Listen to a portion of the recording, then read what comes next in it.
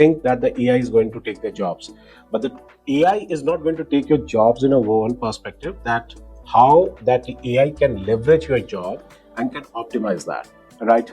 While many of the people used to say that whenever somebody you are getting a reply from over the email, that is actually generated by email GPTs itself, right? So you are not going to lose your job being as a secretary for that. Many of the customers are coming back from cloud to on-premise solution, and many of them that's what we are experiencing right now.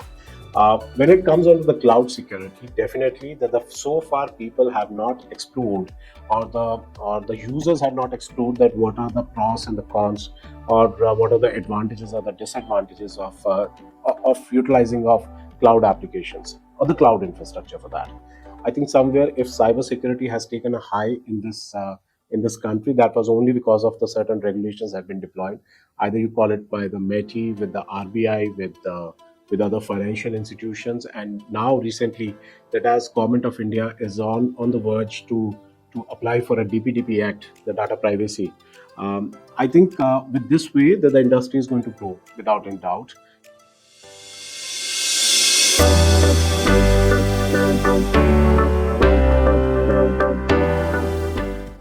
Yeah, hi, I'm Akhilesh, CEO of TechShots. Welcome back to yet another episode of In Conversation, the biggest podcast series of IT community. And today we have Mr. Gaurav Ranade, who is CTO of Rah Infotech. Gaurav will talk about the latest trends and innovation in the cybersecurity domain. He will talk about how cybersecurity is evolving in India and the latest trends in the sector. He'll talk about security on cloud, IoT, the challenges that a CISO has to go through on daily basis. Welcome to the podcast, sir. Thanks, Akhilesh. Thanks for having me, and it's been a pleasure to be a part of your podcast. So please share your brief journey and also your role at RH. Akhilesh, been there in this industry for last 27 years. Been there every single part of the table, being into the different roles and in the very senior management positions. Presently, I'm working as CTO for RAH. RAH is a technology distribution company with almost 60 plus OEMs and providing pan-India presence and with the support as a value-added distributor in terms of the pre-sales, post-sales, strategic alliances with the GRC services to our esteemed partners and the customers all across verticals, domains, and industries. So a lot of public sector project and telcos you have mentioned. So Yeah. we recently have read about the breach at AT&T. Yes. So, but why, like, despite there are so many, cybersecurity product professionals like you are there, but still, a lot of projects fail at the same point of time. Akhilesh, it depends on to that all the stakeholders. The responsibility has to come on the entire ecosystem. When it comes on to that integration and then to make it as a tightly bond across all the software, applications, hardware, networking, security, then it has to be totally embedded with each and every individual module. So we can't target on a single individual or any single field where that lapse has happened. That every single minute level of that integration which was required, which has to be required, and tightly bond that we call it as the architecture which need to be adhered to the compliances, regulations, the rules that every individual has to be applied for that. Though as an industry there is an experience which what we felt out that you never know that how this entire breach is going to be happen with a one very small mold, that you might have experienced in many of the reels, that one entire brick of a wall but very small hole in the wall, that the cat is just jumping out and entering into that building by a small hole in that perspective. There's a similar way that these telcos and organizations are facing such difficulties. That whatsoever the recent experiences, what we have seen in industry, it's a very small misconceptions or overconfidence, and then the multi-tenant different technologies and the tools which has been deployed. Surely that lots of things need to be done at the ground at the higher scale, but definitely architecture has to be revisited, and then to see that how exactly that thing has been implemented. See, cybersecurity is one thing which is emerging, like cyber threats. Basically, if I say it's emerging on daily basis, every day there's a new challenge. So, what are the latest trends that you see across industry, because you have been dealing with so many vendors at the same point of this, so many implementation. So what are the latest threats that is emerging? Which are the sectors which should be where this is more? Akhilesh, your question has two different subjects. One, that what are the latest trends? The second one is about the latest different organizations or the sectors which have been hampered.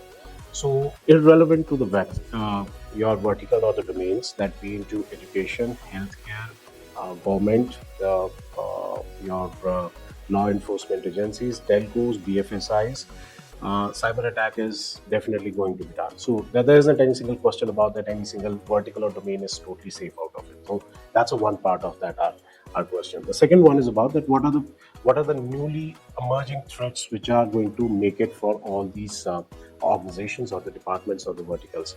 Ransomware is one that it's happening all across. Phishing, it was, it is, and it will be in the future for that we have like as a token kind of attacks, man in the middle attacks which are coming, state sponsored attacks are happening.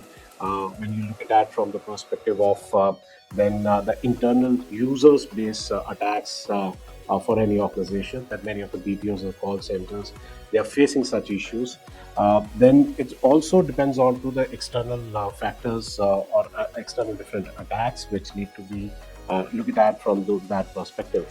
But yes, it majorly that how it will impact your entire organization, how exactly that to be validated with your perspective. I think that is more like the recent new threats which has been emerged into it. But with the advent of the new technologies and the trends, it's a getting day by day very hard, very strong feeling with the advent of an AI with the ML perspective. Uh, I think it's going to be a big challenge in the coming years for that. Industry is getting step ahead onto those attacks which are prone towards their verticals and domains. So you mentioned AI and ML. Yeah. So my question is how AI and ML, helping organization to improve cybersecurity. At the same time, what the potential risk also involved with using AI and ML? I think in every single platform we used to say this, and this is more like as a generative AI or AI with ML. What are the advances and the pros and the cons on that part? I think when you look at that, how AI is going to make an impact towards a positive manner to any of an organization, be it into your security operations, be into your orchestration of your internal organization, whether it's into the workflows of your the business applications or the commercial application. Definitely it's going to make an impact for that. Either it's on automation, it's making some decisions on behalf of the human factor, whether the operational structure on that it has to take the decisions by themselves and then to automate on that entire perspective.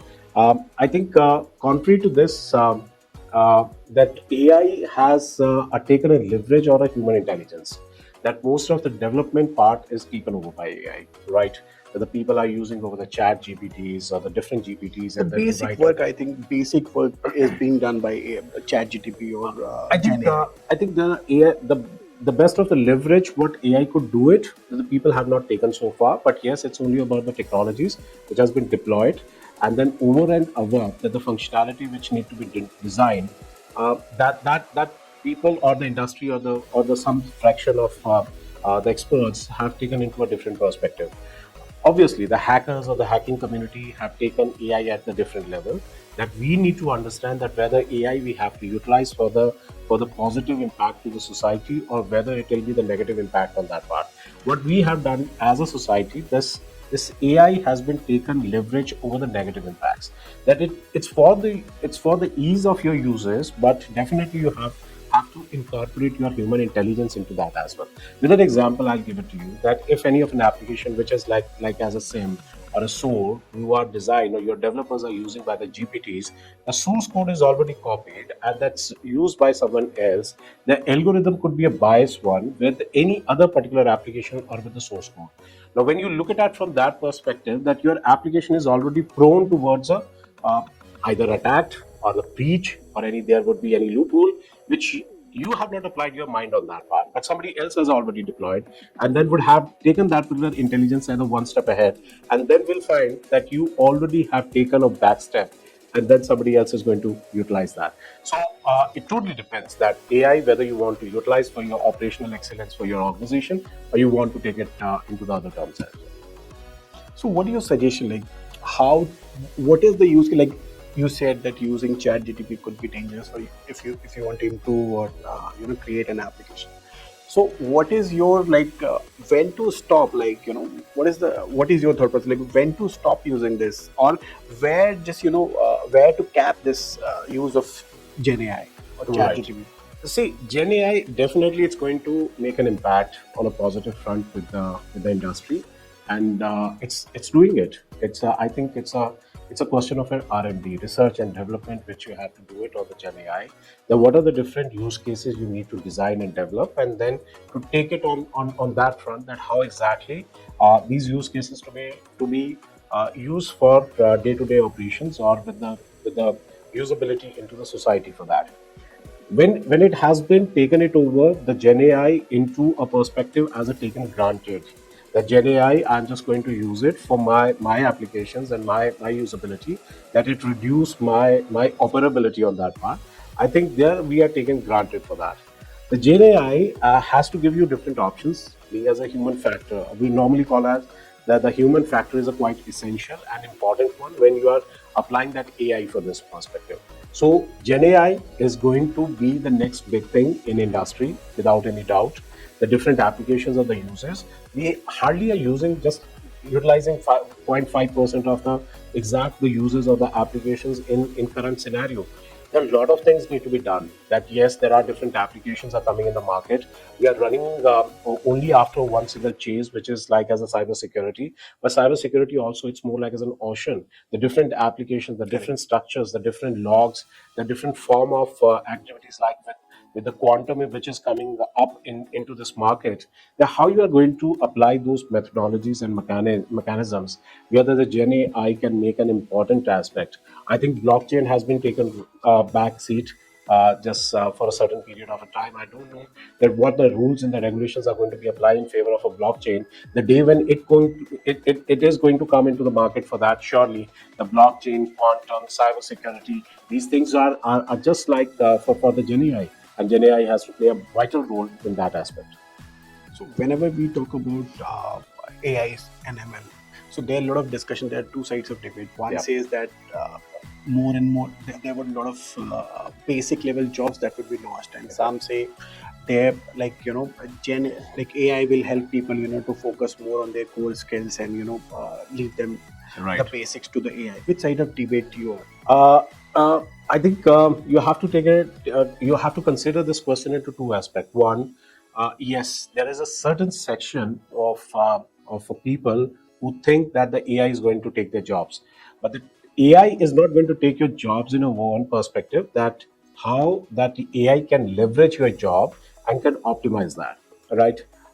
While many of the people used to say that whenever somebody you are getting a reply from over the email, that is actually generated by email GPTs itself, right? So you are not going to lose your job being as a secretary for that. Secretary has to do many other things as well. It gives only the different options that what should be as a reply for over the mail itself. You have to customize as per your requirement for this. So if you're totally dependent on GPTs, it's always better that the boss will hire that GPT or the taken as a subscription for the higher version rather than a secretary for a monthly salary for this. So how you actually add your value Value. in that GPT email as a response, and then cut copy paste over any of a social media post itself. It shows that that how exactly you leverage yourself in this world, in this era where AI is taking over it. Now, when it comes on to the AI different applications, AI is going to operationalize your any of an intelligence which is not in your side.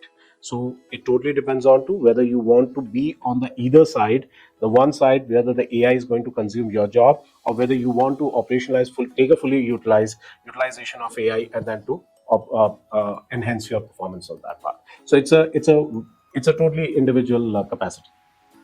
So coming back to cybersecurity once again, so Yeah.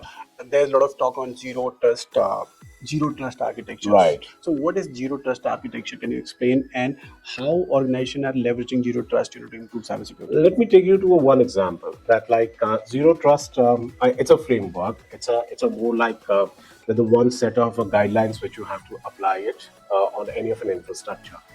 Take me as a guest into your premises once I'm entering that I have been assigned to visit any specific room in the whole set of the office or the infrastructure, and then there is one a company who is just going to take me and to validate at each and every single gate or the point that I'm the authorized one to enter into that infrastructure or that particular room itself.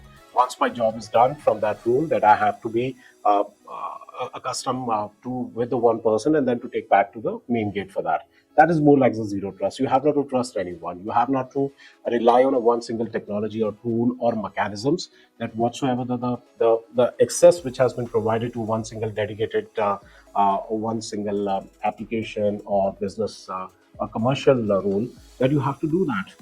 Now, there are many companies, many organizations which are claiming that to be on a zero trust model, but it totally depends on to that how you deploy that, how you apply that. Yeah, if your basic architecture is not appropriate, let's take that your room is in a building is like as the fully accessible to a hall itself. It means that the zero trust is not going to be applied on that. So firstly, you have to design your architecture first. It should be very well adapted by a zero trust model, and then the different technologies or the tools which won't let you rely on to a single technology or any of an application. I think it's a best of the use case, and then the industry has to apply for that, and many of them are using it also. Another buzzword is cloud. So, whenever there's a cloud, discussion on cloud, the security comes, automatically. So, what are the latest trend in cloud I'll security? give you one more thing that like just like as the electricity bill and the water bill pricing are raising day by day, the cloud bills are also raising, and then many of the customers are coming back from cloud to on-premise solution, and Okay. many of them that's what we are experiencing right now. When it comes onto the cloud security, definitely that the so far people have not explored, or the users have not explored that what are the pros and the cons, or what are the advantages or the disadvantages of utilizing of cloud applications or the cloud infrastructure for that.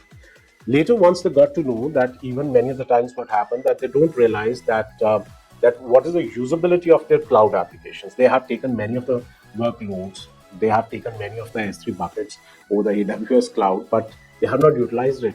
But when there are certain applications which actually now showing them that what are the applications or what is the procurement you already have done in your on your cloud structure, then they got to know that it's more like the overspending on it. It's more like as a different application, like as a CSPM, the workload protection, other different technologies, how you have to access that in a single cloud, multi-cloud, hybrid structure. That it's a day by day making as a more complex scenarios. You have the like as an advent of AWS with the your Azure, your Oracle clouds, then your GCP. That many of the Indian cloud players are coming in, like as a Yota is there. So Geo is another platform where they are providing like as a METI compliances as a compliance part for that. But yes, it has a different set of its own advantages and disadvantages. People yet to explore it. Yes, there are few companies which are that the industry is deploying over the cloud and applications are going on. Very well, businesses are running over the cloud itself, no doubt about it. But if it has been poorly managed or it has not been appropriately taken over by your administrators or your technical team for that, definitely it's going to increase the burden on your pockets. And then the technologies which are coming, like as the entire workload protection managers, the cloud access security broker providing that proper accessibility from the on-prem to the cloud with the multi-cloud structures or a hybrid scenarios. Uh, this is going to be interesting next decade for the cloud business. But let's hope that industry will take it into consideration for appropriately users for this. I'd like to explain, like, hear more about the topic. You said that a lot of companies are, coming back to Yeah, on-premises storage, then moving to the cloud. So, yeah. can you just explain more? What is the trend like, and out of, like, let's say, out of 10 companies, how many are moving back to on-premise solutions? Okay. Uh, when we say that that the early like us that there was a dot companies era in 99 and early 2000 when .com structure was happening. Then CCTV scenario came Correct. into the picture. Then post 2010 that everybody was moving on to the cloud. So what was happening that it's more from that every single organization want to place their data over the cloud. Now, when it comes over the cloud, it was like, okay, I am utilizing certain piece of cloud storage and then deleting my data.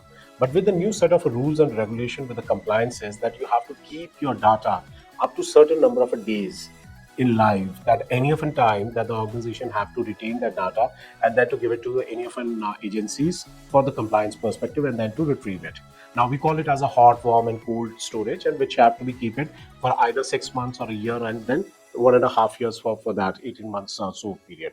Now when it comes onto the calculation of the billing perspective, then the most of the organization thought that whatever that the storage they are utilizing over the cloud itself, the bills or the consumption is getting grown day by day.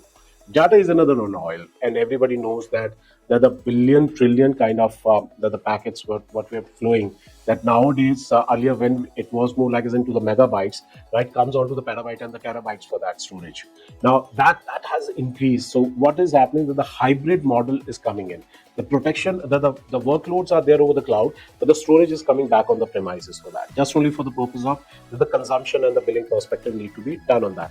Later, what they found that the even though the workload which has been provided over the cloud, let's put it directly on my premises, and then the accessibility by the directly on premises perspective. So it's a reversible procedure, and again that's a mindset when it comes on to the protection side. Then many other technologies had to be procured and then to place it. So this is more like as a trend what we are seeing, that many organizations either they have already decided or on the verge of a deciding factor that they have to come back on premises. Uh, Very once example, I'll share it with you that recently while I was just designing an RFP for a security operations center. So what we found that the customer has asked us the two different modes. The one is on premise and the second one on the cloud. Wow. When they compare it, both the prices, the better they went up to the on the premises solution, which is into a public domain now. So going forward, you see that more and more companies will be moving, especially for storage of data on premise, like going for on premise. It's again on a debatable perspective that whether somebody would say that no, we are okay with the cloud, but there are a few of the companies would say that whether we just want to be on premises for that. But as per my understanding, as in India, that every penny is to be counted, and then that as this current scenarios what we are experiencing, that the industries are more towards that saving those penny and then coming back onto the on-premise solution.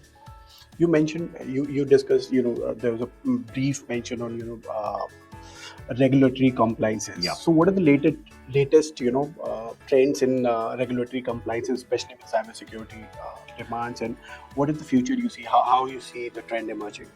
I think that the frameworks had to be defined without any doubt. The set of the rules, the regulations, the policies. I think somewhere if cybersecurity has taken a high in this country, that was only because of the certain regulations have been deployed.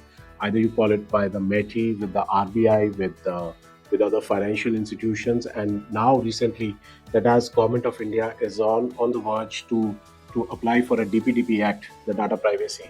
I think with this way that the industry is going to grow without any doubt. It will be in a one single frame that I think that almost 35 to 40% of the industry is back in the shape. And then at least there's a certain compliances, either by TEC for the hardware compliances, which need to be designed as per what should be that the networking components, telco products had to be adhere to those compliances. And not only with that, the policies, but also that the METI compliances cloud for the CSPs as well. I think this is the roadmap. This is the way that the organizations have to apply for this, and that the country has to move into.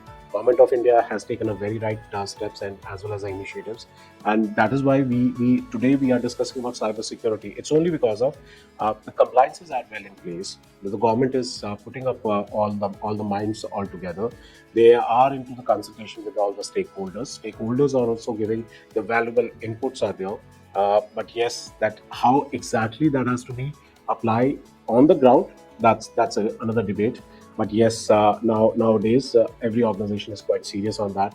Every vendor, every OEM, every system integrator, that they are falling in this entire place for this. So The latest trend, I won't say that it's a one or the oldest one or the latest one, but yes, industry has to apply all the compliances within their frameworks, within their infrastructures, and yes, this is for the best of the interest as well. So CSOs always find, it's always very difficult to balance, cybersecurity and user convenience, because whenever there are a lot of, checks and balances, locks are there, user convenience is, hampered. So how d- how people are managing, or CSO cybersecurity professionals are managing this, balancing cyber like security and user convenience? Any trends you see? It's a very difficult calculation. I think CISO's role is very challenging nowadays. It's not only about the infrastructure or the technology they have to map. It's about the user, as rightly you said, and also that the management, its finances, the budget, the regulatory compliances. It also comes very heavily on CISOs nowadays on the litigation perspective once a breach is happening. So CISO community is quite under pressure, while not only to apply the best of the practices, the deployment, the tools, as the advent of the new technologies and the day by day that the different tools or the OEMs are coming in the market, it's a very difficult for them to adhere to whatever the compliances, the tools, the finances, and the ROI. As every single organization is looking at the return on investments from the CISOs, and they have to validate, they have to justify, and they have to take an ownership for that. Uh, yes, it's a quite tough and quite challenging job, but I think on behalf of the CISOs or community as well as the CTOs, I can say that's one thing that we are ready for any challenges. Specifically from Indian perspective, I know that the different attacks have been done over as a state sponsored with the different hacktivist groups. But yes, we are ready. We are okay to see that what are the new challenges are coming in future, and we have best of the tools, technologies, and the skills available in India, and we are ready for any kind of the attack which is coming for us. One of the questions that I wanted to ask earlier. So, how many cybersecurity attacks go undetected, and even if detected or not, are not reported, or not, reported to authorities, or maybe Yeah. what is the trend like? Earlier, this was hardly any incidents were reported, but now there's a compliance also. So Yes. So first of all, there is a compliance from MITRE that for any single breach, you have to report it, and you have to report it at appropriate time slot. And then, if there is any kind of a discrepancy, we'll identify that for the reporting of any of an attack, there is a penalty. But that's one. Unnoticed attacks in any of an organization, I don't think that could ever happen, because the attacker always wanted to show that the attack has been done. You have been breached and your data has been taken over, and then dark web is the one place where your data will be available very easily. So either you are unaware. I don't think that any of an organization or industry is going to take a leverage on that part. That's definitely not going to happen. Yes, but publicly, whether that to admit that the attack has happened or it got breached, it's something which is quite complex to define that. But yes, just due to the brand marketing or the brand reputation structure, and in the private where the cutthroat competition is going on, might be few organizations will not report it into the industry. But yes, even in the past, like as a last week, a few of the telcos also got breached, and then they claim that it wasn't, whether it was or not, but the data was available on the dark web. We have seen that even with the government of India, that many of the times that attacks has happened, and it was never been into the public. It got leaked by somewhere from some other sources or the dark web sources, that this information is available out there. That's happening. One thing, that whether you have been breached and you don't want to notify, that's a one aspect. The other way, that you have been breached, you identified and you want to notify, that's another scenario. And the third thing is that you have been breached, you have not been you have identified, but some or the other way, you were not been aware of that fact. I think that's a dangerous one, that somewhere the gaps in the skills where the people need to look into it.